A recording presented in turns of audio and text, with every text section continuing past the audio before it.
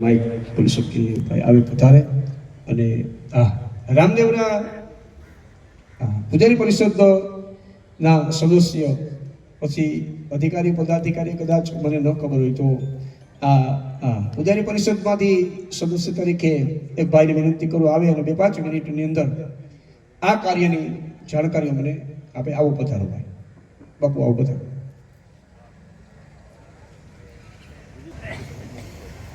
જય રામદેવજી, જય બાબારી. આજે અમને પણ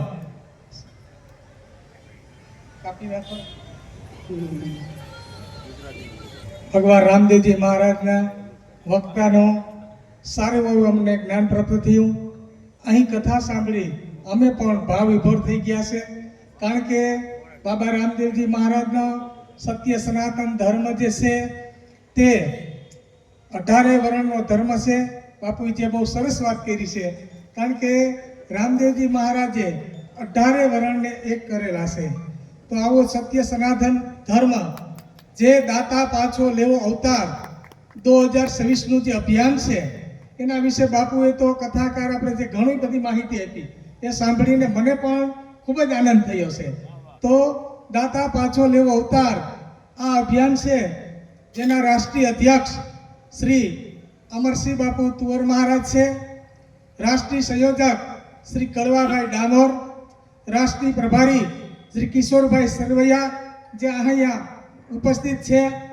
ત્યાર પછી આમ મારા શાળા પણ થાય છે, ડેપો મેનેજર હતા શ્રી દયારામભાઈ મેસવાણીયા, એ પણ ગીર સોમનાથ જિલ્લાના આપણા સંયોજક તરીકે થયા છે. તેને પણ બહુ વધાઈ આપીએ છીએ. ત્યાર પછી અત્યારે કેમેરો ચાલુ છે એ વિજયભાઈ કરમટા જુનાગઢ જિલ્લાના ઉપપ્રમુખ છે. તો મેં ધર્મગુરુ શ્રી ભરત બાપુ ગોંડલિયા, હું પણ રામદેવજી મહારાજનું પાઠ પ્રસાદી, બારપોરા, મંડપ આ બધું કરું છું. તો મારા પણ સૌભાગ્ય કે દાતા પાછો લેવો અવતારમાં મને જુનાગઢ જિલ્લાના સંયોજક બનાવ્યા. તો ખૂબ વધાય છે. હવે હું 2 શબ્દ વિનંતી કરું કે અમારા દયારામભાઈ જે ગીર સોમનાથ જિલ્લાના સંયોજક અત્યારે થયા છે जुटे हुए ये पर 2 शब्द के.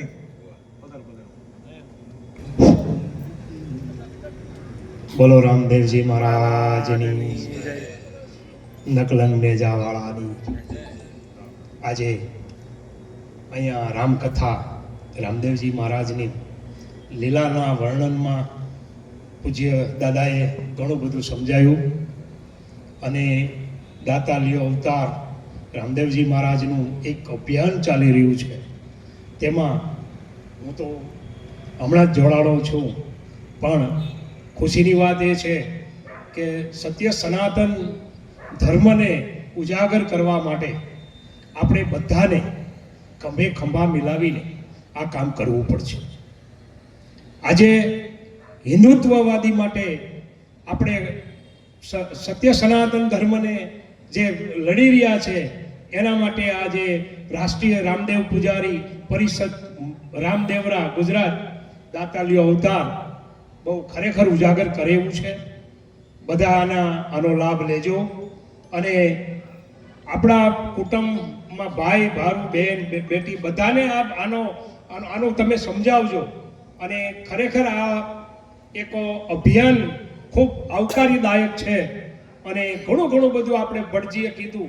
હવે એનાથી વધારે મારે ન કહેવું જોઈએ. જય રામદેવજી મહારાજ. કિશોરભાઈ આમ ગુજરાતી તો એમ પાછું અમારે દોઢી હોળી છે હિન્દી બોલવામાં. દયારામ બાપુ, હું પણ મારી જાતને નસીબદાર ગણું છું. આ ગીર સોમનાથ જિલ્લામાં એના સમયના સાક્ષી તમે શું. મેં મારી નાની ઉંમરમાં 14 થી 15 રામદેવ પીરના મંડપમાં મેં પ્રોગ્રામ કર્યા છે. સવાલ પેમેન્ટનો નથી, પણ ત્યાં બેહવા મળે ને એ પેટીઓના પોઈન્ટ ગજ ગંગા હું છે ને એમાં તો હવે 70% મને ખબર પડી ગઈ ચારણ તરીકે. અને રાજસ્થાનની વાત આવે ને બાપુ, રામદેવજી મહારાજ તો છે જ. મેં પહેલેથી બાપુને કીધું હતું બહુ સારું વાસે છે, તમારી 2 મિનિટ લઉં છું હું બાપુ. પણ આ જે પટો છે ને સોમનાથનો પટો મોહનભાઈ, મેં શરૂઆતમાં વાત કરી છે. આજ તો અમારે કિશોરજી છે, આમ તો રાજસ્થાન અમારા ચારણો ડુસાજી આઢા બરોબર ને, અને આ એ રાજપૂત પરંપરામાં અમે વણાઈ ગયેલા છે, કારણ કે અમને અમારા વડીલો કહે છે. પણ મને કહેવાય ગયો બાપુ એકને એક વાત કરે છે અને બહુ આનંદિત સાથે કહે કે આ વિસ્તારમાં રામદેવ પીરની એટલી દોરીઓ છૂટે છે અને ભક્તિમાં તરબોળ થાય છે. પણ સનાતન ધર્મની વાત આવે ને તો એટલું જ કહેવું પડે કે સનાતન ધર્મના હારા કામ થાય હવે ભારતમાં જો હવે ભગવો લહેરાય. એક એક વ્યક્તિ તમને મને જગાડવા આવ્યા છે વેલજી બાપા. એક એક તમે રામની પરંપરાથી વિયાવો રઘુકુળ રીત સદા સલ્યાઈ પ્રાણ જાય પર વસન ન જાય. પરમ પૂજ્ય મોરારી બાપુ હરિયાણી હોય તે ભલે, પરમ પૂજ્ય રમેશભાઈ ઓઝા હોય તે ભલે, મને કહેવાય જો ચારણ તરીકે સોમનાથમાં હમણાં જ ગિરી બાપુની કથા આજે જ અને આપણા જ વિસ્તારનું ગૌરવ ડોક્ટર મહાદેવ પ્રસાદ મહેતાજી અને આ ઠેઠ બારોબાર નીકળીએ તો ગાડીમાં બોર્ડ મારેલો છે અને એ ઠેઠ રણુજાથી બાપુ આવે છે. અને સાંભળો, આને કોઈની અપેક્ષાની જરૂર નથી, પણ તમે ને હું જ્યાં ભૂલા પડ્યા ને એને બતિયું કરી કરીને ઉઠાડવા માટે આ આવે છે. એક તો હોઈ ગયો એ વ્યક્તિને ઉઠાડવાનો છે ને એને ખંભા ઉપર તમે હાથ દો ને તો એ ઉઠવો હોય તો ઉઠી જાય, કારણ કે હૂતો છે. પણ જે ખોટા ખોટા હૂતા છે ને એને ઉઠાડવા માટે આ નીકળ્યા છે. જેને ઉઠવાની જ ઈચ્છા નથી એને કે હવે તો ઊભો થા. અને આપણે હું દેવું આ વ્યાસપીઠને અને આનું રોડ હું ઉતારી શકીએ. 5 બેઠા હોય તો ભલે, 25 બેઠા હોય તો ભલે, અને 25 લાખ બેઠા હોય તોય છતાં એ કોઈને સંભળાવવા માટે નથી આવતા. એની અંદરનો રામદેવજી મહારાજ બેઠો ને એને રાજી કરે છે. આ સનાતન ધર્મ માટે આ લોકો કામ કરે છે. મને કહેવાય જો ચારણ તરીકે હું તો અહીંયા વૈષ્ણવ ઓલા સ્પીડ બ્રેકરની જેમ વૈશમાં કામ કરું છું. મારી એટલી ગજુ નથી કે હિમાલય હું ગુલ્ફી વેચું, પણ ચારણ શું કિશોરસિંહજી મને એટલી ખબર પડે કે આપણી પહેચાન છે ને એ આપણો ધર્મ છે. આપણી પહેચાન આપણો ધર્મ છે. રામ આવ્યા તોય જગ્યા નહીં, પરશુરામ આવ્યા તોય જગ્યા નહીં, એ પછી તો રામની પરંપરામાં કેટલા આવ્યા. હવે અકલ મઠા જેટલા છે ને એને આલારામની જોરની જરૂર કરીએ જો હવે એમાંય જાગી જાય તો હે.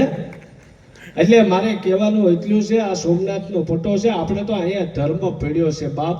તમે બેનું દીકરીઓ માવડિયું બેઠ્યું છે અને તમે કથામાં બેહો ને પછી સંપલ સામે ધ્યાન ન હોવું જોઈએ.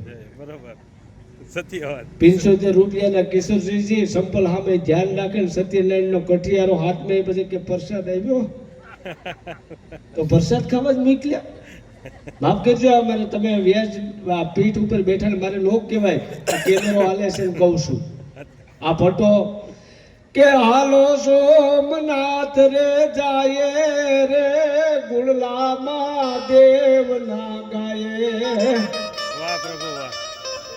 અને પ્રથમ જ્યોતિર્લિંગ છે દાદો ઈ ભાવ ભજન માં એક જ ધારો રે. એ હાલો સોમનાથ રે જાય રે. એ દયારામ બાપુ 7મા 6ઠા મહિનામાં ગર્ભમાં બાળક આવીએ ને આ વ્યાસપીઠના અથવા ધર્મની નજીક આવીએ ને એ બાળક જન્મ જેથી લે ને તેથી મેઘાણી કે એ જીયાબમાં ઉગે ચાંદલો ને જીજાબાઈ ને આવ્યા બાલ રે.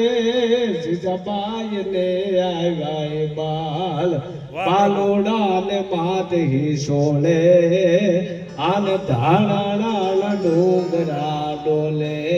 છેલ્લી એક લીટીમાં કહી દો આપણા દેશના સંતો ઋષિ મુનિઓ અને કાલ 26મી જાન્યુઆરી છે એટલે સીમાડામાં 22 વર્ષના આર્મીમાં આપણી માટે તમારી માટે દેશનું રક્ષણ કરીને એની માટે પણ એક દીવાની પ્રાર્થના કરજો કે હે માં સરહદ ઉપર એના પણ રખોપા કરજો. જય હો ભાઈ, જય હો. ખૂબ ખૂબ ધન્યવાદ. ગઢવી ઈશ્વરભાઈ ચારણ 14 વેદ પણ બધો વાટું કરે ચીપડીએ જવાબ હાસુ વરું થયો ભાઈ કઈ ભણવું છે ને માં સરસ્વતીને જેની ઉપર અતૂટ શ્રદ્ધા, અતૂટ કૃપા, અને એની ઉપર તો એમ કહેવાય કે વરસાદ વરસે છે કૃપાનો.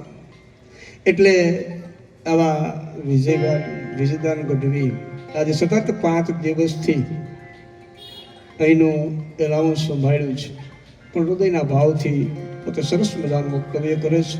ચારણી સાહિત્ય હોય તોય ભલે, કથાના માધ્યમમાં બોલવું હોય તોય ભલે, સરસ મજાની સ્પીચ અને આગવું આયોજન જેમની પાસે છે એવા વિજયદાન ગઢવી.